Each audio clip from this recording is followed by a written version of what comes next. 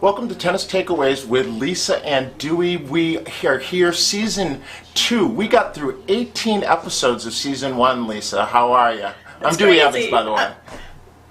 I'm great, Dewey. Nice to see you, as always. I'm Lisa Stone. I am the creator of Parenting Aces, a platform for tennis parents who are trying to navigate that crazy journey from juniors through recruiting and college tennis and even up into the pros. And I'm Duey Evans, a guy of a certain age who's been in this for a pretty long time as a coach, as a parent, as an administrator. And I have an opinion. And we're going to share our opinions, but I don't know how much our opinions are going to matter this season because we're talking about innovation largely. There's a lot going on in the tennis space in terms of things changing on a regular basis and people taking technology in, people changing formats. There's a lot to talk about this season. I'm excited about it, and I know that you have your finger on the pulse of a lot of it, Lisa. What can you share? A little bit. Well, let me just start by saying that tennis is not known for being innovative. Tennis is known for being steeped in tradition and, very kind of staid in its approach to dress and behavior and a scoring system that is unlike anything else that we know in the world of sports. But what we've seen during this time of craziness and COVID and pandemic is tennis is starting to become a little more innovative. We're seeing new formats being played. We're seeing new scoring systems being implemented. We're even seeing with the Western and Southern being played not in Cincinnati this week, but in New York at the site of the U.S. Open. And there are no lines people. They're using electronic line calling, and therefore there's no challenge system. So this is another innovation that we're seeing in real time in our sport. With the U.S. Open starting next week, I suspect there are going to be even more innovations happening. We're going to see some changes, but what I'm hearing with the U.S. Open, at least, is through the U.S. Open app, fans are going to be able to record their reactions to players and points and things happening, and I don't know if that's going to then be streamed to the televised edition of what's going on. I'm not really sure how they're going to use that information, but they're trying, because there are no fans in the stands at the U.S. Open this year, they're trying to engage all of us who love the sport and watch the sport. So that'll be interesting.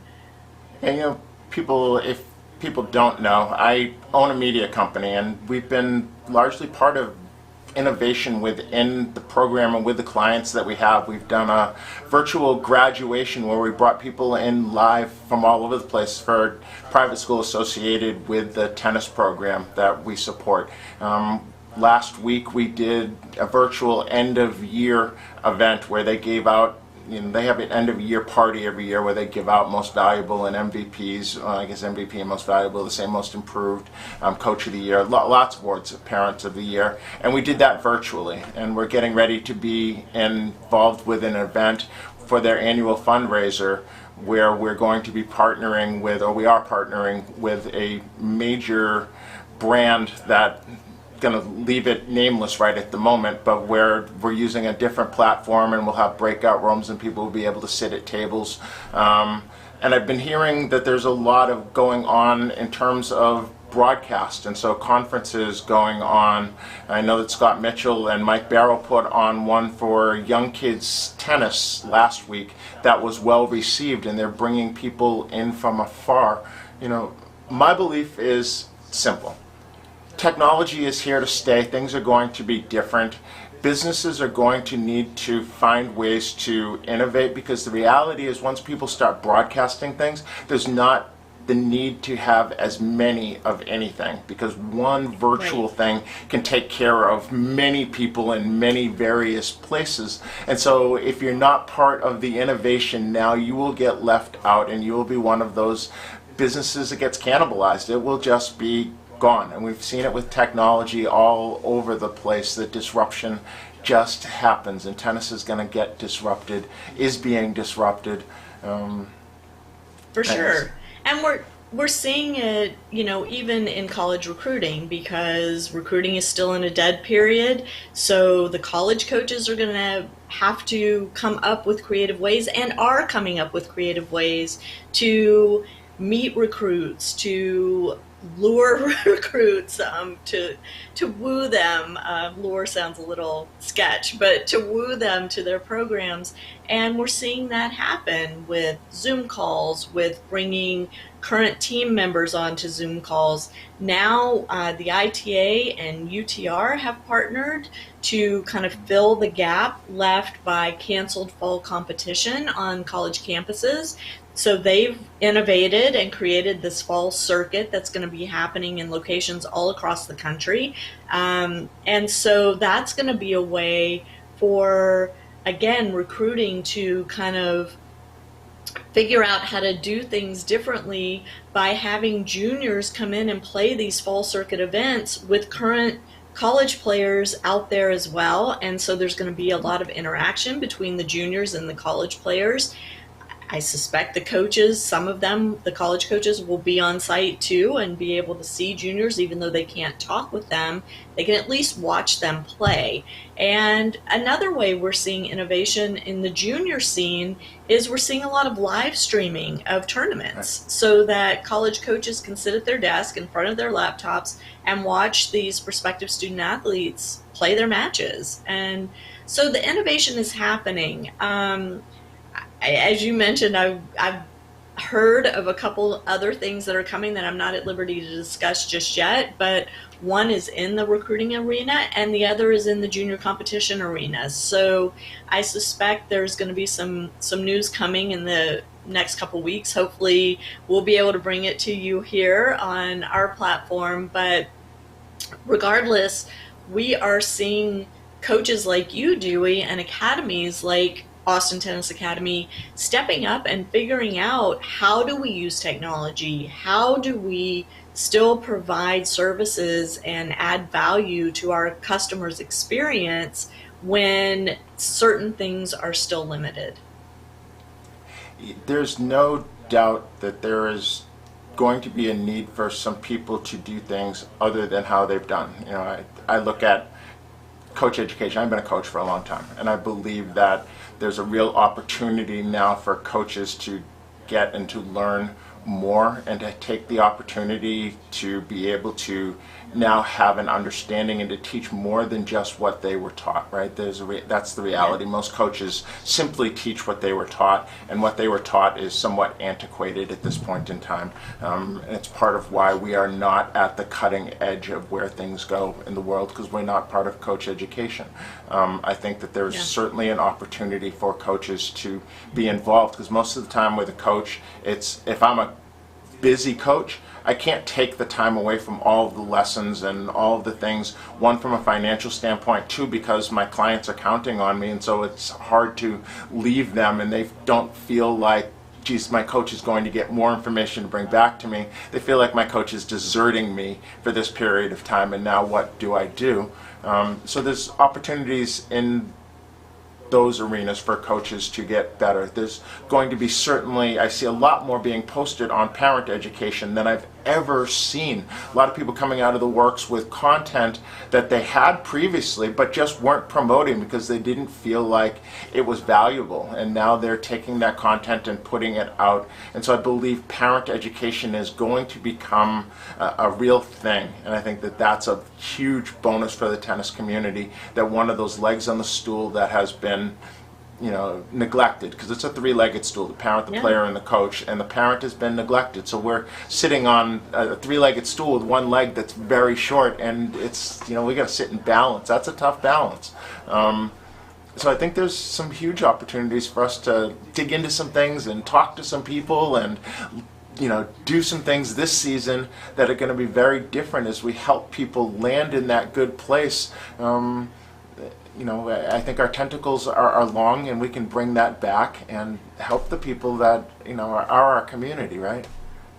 Absolutely. And even in the area of medicine and injury prevention and treatment, we're seeing innovation happen, right? With telemedicine. And I had the opportunity to interview Kayla Epperson last week. She's our podcast guest this week Who on is Parenting she? I Aces. don't know who she is. She she's a physical therapist, and she works with Neeru Jayanthi, who runs the tennis medicine practice at Emory University. And she and Dr. J have been doing research and just published a paper on a newly identified, a newly named injury in tennis called backhand wrist, excuse me. And so one of the things that we discussed in the podcast was, if I suspect my child is suffering from backhand wrist, how do I get them diagnosed? How do I get them treated? Because this is a new diagnosis and a new set of protocols around treatment. It's the injury that Cici Bellis suffered from. And Kayla also suffered from it as a collegiate tennis player. And so Kayla was talking about, all of the virtual information and diagnosis and treatment and therapies that can be done now that 6 months ago we wouldn't have even thought about needing. And now it's, for sure something that we need out there. So that's just another area where we're seeing tennis medicine start to evolve as a specialty, as a real thing. And as more doctors and physical therapists and massage therapists and chiropractors get involved and understand that there are injuries specific to our sport, there's going to be more and more innovation around diagnosis and treatment and prevention. Sounds like it's going to be a fun ride to me because I like change. I'm not one of those people who is resistant to change. I believe that obsolescence is going to happen, and those that are the best are going to be part of creating their own obsolescence, right? So if we can be those innovators, I believe people should jump in and try different formats. If you're in the junior competition arena, you see different tournament formats come out, try them out. And then give feedback to us, the whole community, as to the experience that you have. And it doesn't always have to be good. If you had an absolute rubbish experience, let us know. That was crap, that was pish, we don't want to be part of that at all. And those things will go away, because that is part of what innovation is all about. Is people are going to do a lot of things that just don't work, right? That people talk about all the time about Edison and the light bulb and all of the things that he learned didn't work as the filament that would continue to burn. The same thing's going on in tennis innovation, and I think people can't be afraid to jump in and try new things and be, well, that bad experience might keep my kid from getting a college scholarship. That's not going to be the reality, right?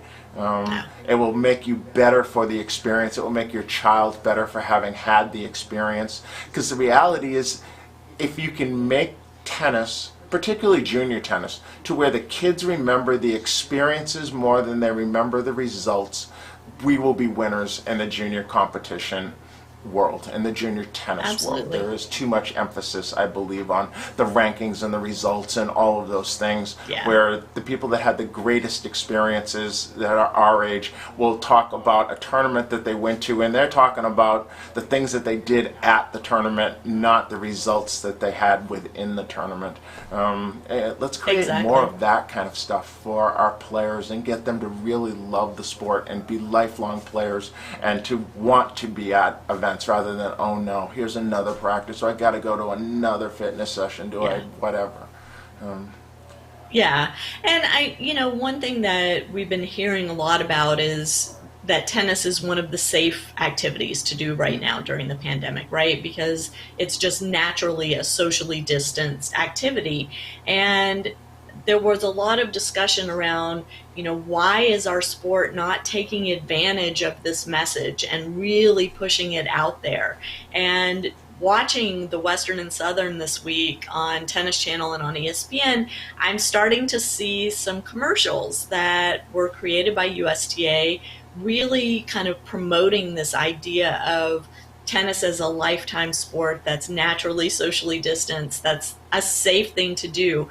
And one of my favorite ads is they're showcasing parents and saying you've baked bread already today, you've made a mask out of a t-shirt, you've done all ABCD, you've educated your kids, you've done all this. Now it's time to get outside and play tennis and do something for you that's fun. And I love that ad because to me, this has been the hardest thing about the pandemic is, every day trying to figure out how can I get out of my house and go do something that brings a sense of normalcy.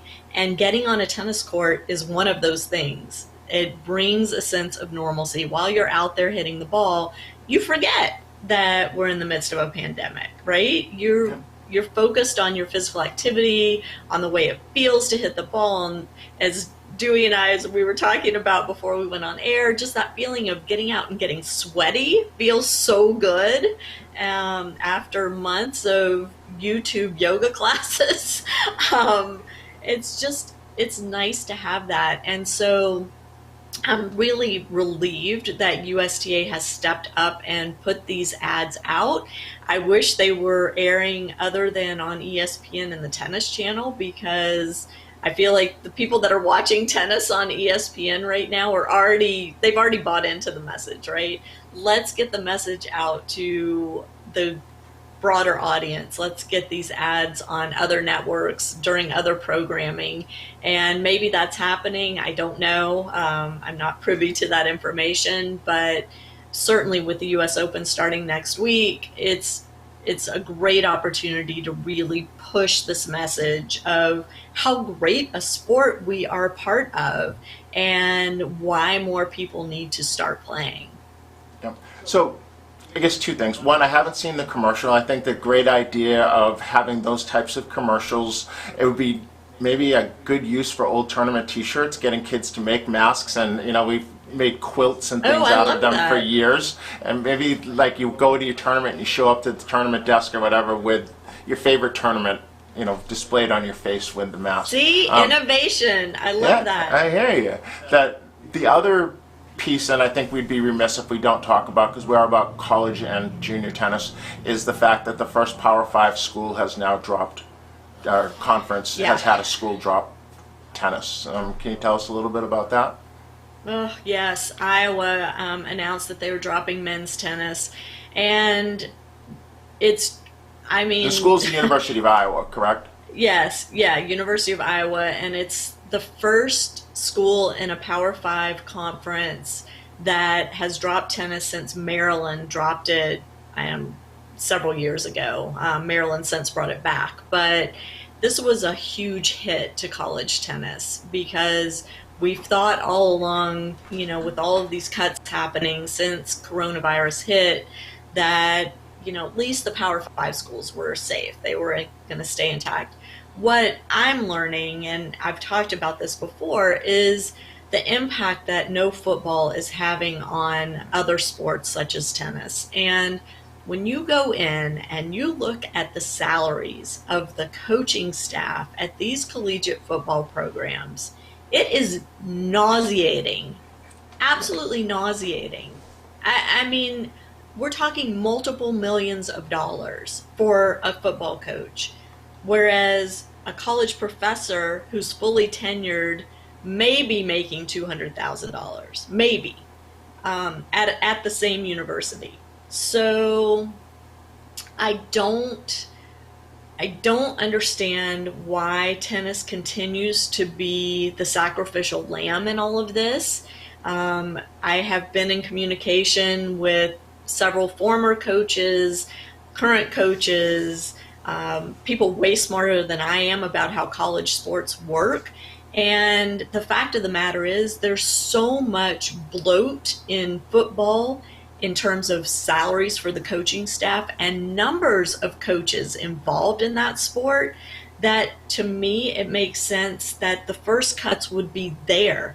Cut those salaries, cut some of those positions out, consolidate, just like we've seen USTA do, consolidate roles, and let these other sports continue to function and thrive on these campuses. But With Iowa, it's just a big mess, and the students have been very proactive.